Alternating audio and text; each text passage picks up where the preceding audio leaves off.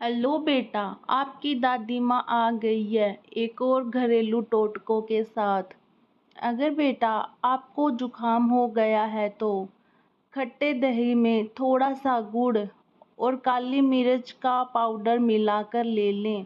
इससे किसी भी प्रकार का जुकाम होगा वो ठीक हो जाएगा। अगर बेटा आपको हमारी वीडियो अच्छी लगती है तो लाइक कर दें और बहुत अच्छी लगती है तो शेयर और सब्सक्राइब भी कर दें। और हाँ बेटा, कमेंट करना तो बिल्कुल भी नहीं भूलें।